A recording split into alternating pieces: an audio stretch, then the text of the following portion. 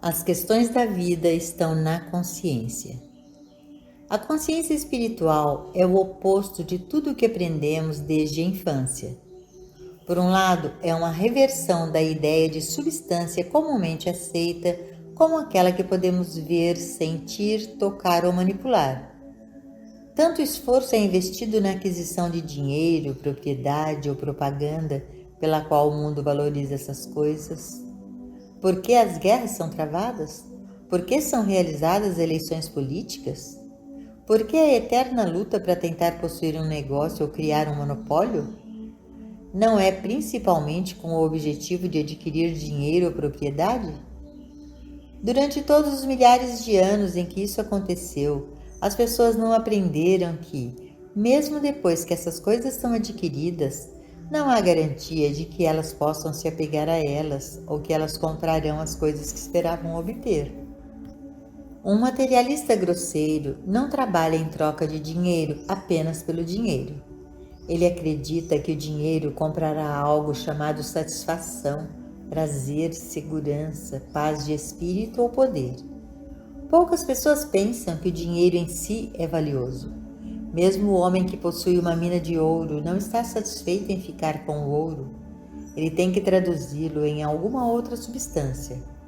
Todo mundo que luta por dinheiro espera trocá-lo ou parte dele por coisas chamadas paz de espírito, saúde ou poder. É o mesmo com o paladar exacerbado. Não é a comida que eles mais gostam. Sempre em conexão com a ingestão excessiva ou excessiva de comida ou bebida, está a crença de que a indulgência trará satisfação. Onde o materialista difere dos de visão espiritual é que o materialista acredita que deve primeiro acumular a matéria e depois trocá-la por valores espirituais. Nisso ele falha. A pessoa de visão espiritual não acredita que as qualidades espirituais possam ser compradas com dinheiro, propriedade ou mercância. Em vez disso, ela chegou à conclusão de que elas vêm de alguma fonte dentro de seu próprio ser e não tem nada a ver com dinheiro, e que uma pessoa pode não ter dinheiro e ter mais paz de espírito, satisfação e alegria do que a pessoa que tem dinheiro suficiente para todas as suas necessidades e desejos. Aqueles de nós que passaram a vida buscando satisfação no reino exterior já sabem como o processo é insatisfatório e em que grau falhamos. Buscar o nosso bem no mundo exterior não produziu o que buscamos. É por isso que estamos no caminho. Em nossa evolução do sentido material para a consciência espiritual, aprendemos que existe uma substância invisível chamada Deus, Espírito, alma ou consciência. O nome não é importante. O importante é que exista uma substância invisível dentro de nosso próprio ser, e a partir dele as coisas boas da vida são formadas. A fé é a substância das coisas que se espera, o que interpretamos como significando que a consciência é a substância das coisas que se esperam, e é da consciência que surgem as questões da vida. Transferindo energia do efeito para a causa. Somos contra gerações de crenças mundiais de que os órgãos e funções do corpo podem ser e fazer algo por si mesmos e que eles podem determinar os problemas da vida, que eles podem agir de maneira a causar doenças e, finalmente, a morte, como se eles tivessem a inteligência para governar nossa existência. Na verdade, o domínio nos foi dado desde o princípio. Nenhum órgão ou função do corpo por si só possui inteligência para ser saudável ou adoecer, ser ativo, hiperativo ou subativo. Nenhuma parte do corpo pode determinar por si mesma o que fará ou como agirá, quando ou por quê. A consciência que formou o corpo no princípio é a consciência que o mantém e o sustenta. Uma vez que é o nosso estado de consciência que aceitou a crença de que os órgãos e funções podem agir por si mesmos, deve ser a nossa consciência que rejeita essa crença e aceita a verdade de que Deus nos deu domínio através da consciência e que essa consciência é a causa e o princípio criativo do nosso corpo. O valor nutritivo dos alimentos está na consciência. Uma das principais coisas que parece desequilibrar nossos corpos é a comida e a alegação de que ela tem poder sobre nós. Tenho certeza de que todos viram comida fritando, fervendo ou assando na panela. Não é tolice olhar para ela e pensar que tem poder sobre nós? Na verdade, não tem. Que o valor nutritivo dos alimentos esteja nos alimentos é uma crença que nos foi transmitida por gerações. A verdade é que o valor nutritivo de nossa comida está em nossa consciência, não está na comida. Primeiro temos que dar a esse alimento o seu valor, antes que ele possa nos nutrir. Temos que lhe dar o poder de nos prejudicar antes que possa nos prejudicar. Todos nós fizemos isso desde a infância, dizendo: isso não me faz bem, então eu não como, pois se eu comer isso vai me perturbar. Se eu tomar café à noite, isso vai me tirar o sono. A crença mundial é que certos alimentos fornecem elementos e substâncias necessários para o corpo, e de acordo com os padrões materiais de vida, sem dúvida, isso é verdade. Quando os nutricionistas nos dizem que a vitamina A faz uma coisa e a vitamina B outra, não devemos duvidar. E quando eles nos dizem que precisamos de tantas calorias por dia, é verdade. Seria tolice alguém negar que, na cena humana, vitaminas e minerais são eficazes. Mas se eles estivessem fazendo o seu trabalho e se os órgãos do corpo estivessem funcionando perfeitamente, muitos de nós provavelmente não procurariam algo que nos desse uma sensação maior de bem-estar. A crença humana universalmente aceita afirma que a vida está no coração, no fígado, nos rins, no aparelho digestivo e excretor. Nós nos tornamos vítimas dessa crença. A verdade é que, por si mesmos, os órgãos do corpo não podem se mover e não podem atuar. Se acreditamos que os órgãos digestivos podem digerir separados e à parte da consciência, falhamos em ver que o próprio corpo é apenas um pedaço de carne morta. Existe um eu que governa e controla o corpo e toda a situação. O desdobramento que me ocorreu, porém, é que a comida que ingerimos não nos nutre. É a alma no centro do nosso ser que confere à comida o valor que dela devemos obter. Na realidade, todo alimento que ingerimos é inofensivo, e se houver alguma qualidade da crença mundial que seja prejudicial, não poderá nos prejudicar, pois nossa consciência iluminada não o capacita a ser prejudicial e por si só ele não é prejudicial. Todas as vezes que comemos, todos os dias, percebamos que qualquer valor que existe no alimento vem da nossa consciência. Isso devemos fazer com a comida. Cedo ou tarde, devemos fazê-la com os órgãos e funções do corpo. Ao chegarmos a uma medida da consciência espiritual, aprendamos a grande lição de que nada neste mundo do efeito tem poder. Todo o poder está em Deus, no centro do meu ser. E Deus, no centro do meu ser, transmite aos meus ossos, a minha carne e a minha comida, toda a energia e poder que eles finalmente têm em mim. A consciência que me formou é o governo do meu corpo. A consciência que me criou mantém e sustenta toda a ação, todo órgão e toda função do meu ser. E essa mesma consciência transmite à comida que eu como suas qualidades de bem para mim. Essa é a verdadeira substância da minha comida, e a consciência determina seu valor nutritivo para mim.